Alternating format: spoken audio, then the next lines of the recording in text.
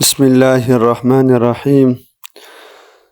عشر کے واجب ہونے کی چند شرائط ہیں۔ پہلی شرط یہ ہے کہ جس شخص پر عشر واجب ہو رہا ہو وہ مسلمان ہونا چاہیے۔ اس کی وجہ یہ ہے کہ عشر اہل ایمان کے لیے مقرر کردہ ایک عبادت ہے اور کافر عبادت کا اہل نہیں۔ دوسری شرط یہ ہے زمین کا عشر ہونا۔ خراجی زمین پر عشر نہیں ہے۔ خراجی زمین اسے کہتے ہیں کہ جس کو مسلمانوں نے صلح کے ذریعے حاصل کیا ہو۔ ایسی صورت میں زمین کی شرائط اس معاہدے کے مطابق ہوتی ہے جن پر صلح کی گئی ہے۔ اگر صلح نامے پر یہ شرط موجود ہے کہ یہ لوگ اپنے مذہب پر رہیں گے اور ان کی زمینیں بدستور ان کی ملکیت میں ہی رہیں گی تو ایسی زمینوں کو خراجی کہا جاتا ہے۔ اسی طرح اگر مسلمانوں نے کسی علاقے کو جنگ کے ذریعے فتح کیا اور اس کے بعد مسلمانوں کے امیر نے اس علاقے کی زمینوں کو مجاہدین اسلام میں تقسیم نہیں کیا بلکہ اپنے ثوابدید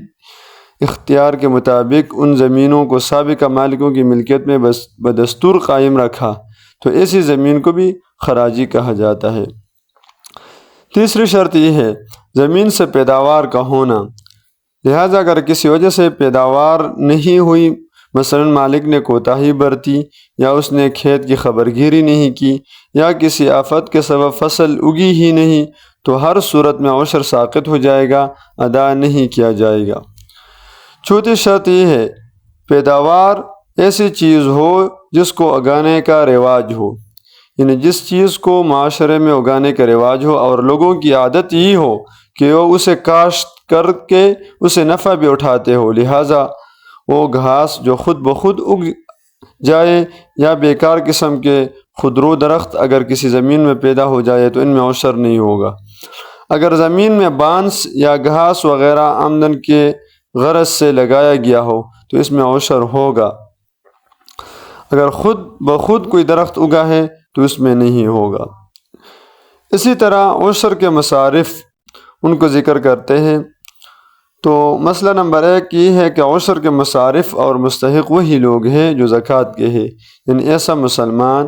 جس پر نہ زکوٰۃ واجب ہو اور نہ ہی غیر ضروری سامان کو ملا کر زکوٰۃ کے نصاب کی مالیت بنتی ہو تو ایسا شخص زکوٰۃ و عشر کا مستحق ہوگا۔ دوسرا مسئلہ یہ ہے کہ زکوٰۃ کی ادائیگی طرح عشر کی ادائیگی کے لیے بھی مستحق شخص کو مالک بنانا ضروری ہے ورنہ عشر ادا نہیں ہوگا۔ مسئلہ نمبر 3 یہ ہے کہ مستحق افراد کو مالک بنائے بغیر عشر کا مال یا رقم کسی بھی رفاہی کام میں لگانا جائز نہیں ہے، اس سے عشر ادا نہیں ہوگا۔ مسئلہ نمبر 4 یہ ہے جس پر عشر واجب ہوا ہے اگر وہ خود بھی عشر لینے والے مستحق افراد میں شامل ہو تو وہ اپنا عشر کا اپنی ذات کا مالک نہیں بنا سکتا، کسی دوسرے مستحق شخص کو دینا ضروری ہے۔ مسئلہ نمبر 5 یہ ہے عشر کی جگہ بطور صدقہ رقم یا غلہ اجناس وغیرہ دینے سے عشر کی ادائیگی نہیں ہوتی، خواہ عشر کی مقدار سے زیادہ بھی صدقہ کر دیا جائے۔ اسی طرح مسئلہ نمبر 6 ہے عشر کے مصارف میں سب سے بہترین مصرف دینی مدارس و جامعات ہے جہاں پر دین اسلام کو پڑھایا سکھایا اور سکھایا جاتا ہے، یعنی دین اسلام کو پڑھایا اور سکھایا جاتا ہے۔ یہ واجب کی ادائیگی کے ساتھ ساتھ ایسا صدقہ جاریہ بھی ہے جو مسلسل انسان کے نامہ اعمال میں جاری رہتا ہے۔ اسی طرح عشر اور زکوٰۃ میں چند بنیادی فرق ہے۔ فرق نمبر 1 یہ ہے کہ زکوٰۃ کے واجب ہونے کے لیے مخصوص نصاب متعین ہے، اس سے کم ہو تو زکوٰۃ واجب نہیں ہوتی، جبکہ عشر کے واجب ہونے کے لیے نصاب مقرر نہیں ہے، پیداوار کم ہو یا زیادہ ہو اس پر عشر واجب ہوتا ہے۔ ہاں اگر کسی کی پیداوار یعنی زیادہ ہو یا کم ہو لیکن تمام پر عشر جو ہے وہ واجب ہوگا، اس کی ادائیگی ضروری ہوگی۔ فرق نمبر 2 یہ ہے زکوٰۃ کی ادائیگی کے لیے مال یا سامان وغیرہ پر سال کا گزرنا ضروری ہے، جبکہ عشر میں سال گزرنا ضروری نہیں ہے، بلکہ اگر کسی زمین میں سال میں 2 مرتبہ فصل ہوتی ہے یا کسی باغ وغیرہ میں سال میں 2 مرتبہ یا اس سے بھی زیادہ مرتبہ پھل وغیرہ لگتا ہے تو ہر مرتبہ عشر ادا کرنا ضروری ہے۔ فرق نمبر 3 یہ ہے کہ زکوٰۃ کی ادائیگی میں عاقل اور بالغ ہونا بھی شرط ہے، جبکہ عشر کے واجب ہونے میں یہ چیزیں شرط نہیں ہیں۔ اس لیے اگر کوئی پاگل ہو یا ابھی تک نابالغ ہو تو اس کی زمین کی پیداوار پر عشر واجب ہوگا۔ ان لوگوں کے سرپرست افراد ان کی طرف سے عشر ادا کریں گے۔ فرق نمبر 4 یہ ہے کہ زکوٰۃ کے مال اور سامان وغیرہ کے ساتھ قرض کا تعلق ہوتا ہے، یعنی اگر کسی پر قرض ہو تو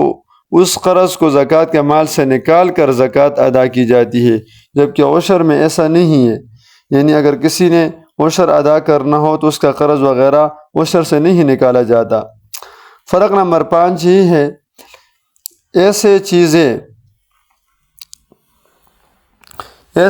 چیزیں جن پر زکوٰۃ واجب ہوتی ہے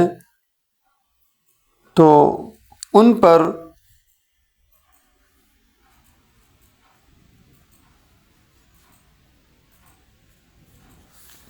یعنی ایسی چیزیں جن پر زکوٰۃ واجب ہوتی ہے جب تک وہ نصاب کے برابر باقی رہتی ہے ان پر ہر سال زکوٰۃ واجب ہوتی ہے۔ مثلا کسی کے پاس سونا یا چاندی وغیرہ موجود ہو تو جب تک یہ سونا یا چاندی وغیرہ موجود رہے گی ہر سال ان پر زکوٰۃ واجب ہوتی رہے گی اور ان کی زکوٰۃ نکالنا ضروری ہوگا، جبکہ عشر میں ایسا نہیں ہے۔ مثلا اگر پیداوار میں سے ایک مرتبہ عشر ادا کر دیا، اس کے بعد وہ جنس غلہ وغیرہ اگرچہ کئی سال تک بھی اس کے پاس باقی رہے، ہر سال اس کا عشر نہیں نکالا جائے گا۔ اسی طرح عشر کے متعلق چند مسائل ذکر کرتے ہیں۔ مسئلہ نمبر 1 یہ ہے عشر پیداوار کے جنس سے دینا ضروری نہیں ہے، یعنی جس چیز کا زمین سے اگنا ہو اسی کی جنس ہی سے دینا ضروری نہیں ہے، بلکہ اس کی قیمت سے بھی ادا کیا جا سکتا ہے۔ مسئلہ نمبر 2 یہ ہے کہ عشر کے لیے ضابطہ یہ ہے کہ جتنی پیداوار حاصل ہو چاہے کم ہو یا زیادہ اس کا عشر ادا کیا جائے گا۔ مسئلہ نمبر 3 یہ ہے عشر جس طرح کھیتی میں واجب ہوتا ہے اس طرح پھل اور سبزیوں میں بھی واجب ہوتا ہے۔ مسئلہ نمبر 4 یہ ہے اگر کسی درخت سے سال میں ایک مرتبہ سے زائد مرتبہ پھل حاصل ہوتا ہو تو جتنی مرتبہ پھل حاصل ہوگا تو ہر مرتبہ اس پر عشر واجب ہوگا۔ مسئلہ نمبر 5 یہ ہے اگر کوئی سبزی ایسی ہو جو ایک مرتبہ کاٹنے کے بعد دوبارہ اگ آتی ہو تو جتنی مرتبہ اسے کاٹیں گے ہر مرتبہ اس کا عشر واجب ہوگا۔ مسئلہ نمبر 6 یہ ہے اگر فصل پھل یا سبزی تھوڑی تھوڑی کر کے کاٹی جائے یا توڑی جائے تو اس صورت میں جتنی مقدار کاٹتے یا توڑتے ہیں اسی کا عشر ادا کرتے رہیں گے۔ اسی طرح مسئلہ نمبر 7 یہ ہے جن چیزوں کی پیداوار مقصود ہو تو ان میں عشر واجب ہوتا ہے، جیسے کپاس، گندم، چاول، چنا، مکئی، سبزی، پھل وغیرہ، اور جن چیزوں کی پیداوار مقصود نہ ہو بلکہ پیداوار کے ساتھ ضمنی طور پر حاصل ہوتی ہو، جیسے گندم کا بھوسا، مکئی کا بھوسا، چاول کا بھوسا، یا خود بخود اگ آتی ہو جیسے گھاس وغیرہ، تو اصولاً ان میں عشر واجب نہیں۔ لیکن اگر اس قسم کی چیزوں کی پیداوار مقصود ہو خواہ بیچنے کے لیے یا ذاتی استعمال یا جانوروں کے چارہ وغیرہ کے لیے تو ان میں بھی عشر واجب ہوگا۔ مسئلہ نمبر 8 اگر کھیتی مثلا گندم، مکئی، جو وغیرہ کو جانوروں کے چارے کے حصول کے لیے بویا جائے اور پختہ ہونے سے پہلے ہی کاٹ لی جائے تو جن چیزوں سے بھی پیداوار مقصود ہوتی ہے اس لیے ان میں عشر واجب ہوگا۔ مسئلہ نمبر 9 یہ ہے کسی بڑی فصل مثلا گندم، گنا وغیرہ کے ساتھ کوئی دوسری فصل بھی ضمناً شامل کر دی جیسے لوبیا، چنے وغیرہ تو اس پر بھی عشر واجب ہے کیونکہ یہاں ان چیزوں کی پیداوار مقصود ہوتی ہے۔ مسئلہ نمبر 10 یہ ہے زمین میں خودرو درخت پیدا ہو جائے تو ان میں اور حاصل شدہ لکڑی میں عشر واجب نہ ہوگا، ہاں اگر ان کو لکڑی کے حصول کی غرض سے لگائے جائے تو ان پر بھی عشر واجب ہوگا۔ مسئلہ نمبر 11 یہ ہے درخت سے نکلنے والی چیزوں مثلا گوند وغیرہ پر عشر واجب نہیں۔ اسی طرح مختلف سبزیوں اور پھلوں کے بیج جو صرف کھیتی کے لیے استعمال ہوتے ہیں یا دوائی کے کام آتے ہیں غذائی اجناس کے طور پر نہیں ہوتے جیسے خربوزہ، تربوز وغیرہ کے بیج تو ان پر بھی عشر واجب ہے، کیونکہ اسی طرح مختلف سبزیوں اور پھلوں کے جو بیج ہوتے ہیں نا وہ صرف کھیتی کے لیے استعمال ہوتے ہیں، اسی طرح یا دوائی کے لیے استعمال ہوتے ہیں تو ان میں ظاہر سی بات ہے ان پہ جو مقصود ہوتا ہے وہ حاصل ہو جاتا ہے، تو ان پر بھی عشر واجب ہے۔ اسی طرح مسئلہ نمبر 12 یہ ہے، عشری زمین سے اگر شہد نکالا جائے تو اس پر بھی عشر واجب ہے۔ شہد کے عشر میں ہر حال میں 10واں حصہ واجب ہے، خواہ اس پر کتنے ہی اخراجات آئے، یہ اخراجات اس سے نکالے نہیں جائیں گے۔ مسئلہ نمبر 13 یہ ہے، گھر کے صحن وغیرہ میں سبزی یا درخت لگائے جائے تو ان سے حاصل ہونے والے پیداوار پر عشر نہیں ہے۔ وجہ یہ ہے کہ یہ چیزیں مکان کے تابع ہیں اور مکان پر عشر نہیں ہے، لہٰذا ان چیزوں پر بھی عشر واجب، یعنی لہٰذا ان چیزوں پر بھی عشر نہیں ہوگا۔ اسی طرح مسئلہ نمبر 14 یہ ہے، اگر کسی نے اپنے رہائشی مکان کو مسمار کر کے اسے مستقل باغ سے تبدیل کر دیا، تو چونکہ اب اس کی حیثیت باغ کی ہے، اس لیے اس باغ میں آنے والے پھلوں پر عشر واجب ہوگا۔ مسئلہ نمبر 15 یہ ہے، اگر عشری زمین مزارعات پر دی جائے، عموماً زمین ذمہ دار کی اور محنت بیج حل وغیرہ کاشتکار کے ذمہ ہوتا ہے اور پیداوار میں دونوں کا حصہ ہوتا ہے، تو اس صورت میں ذمہ دار اور کاشتکار دونوں پر اپنے اپنے حصے کی پیداوار کا عشر واجب ہے۔ مسئلہ نمبر 16 یہ ہے، اگر عشری زمین ٹھیکے پر دی گئی تو پیداوار کا عشر کرایہ دار پر ہوگا، زمین کے مالک پر نہیں۔ مسئلہ نمبر 17،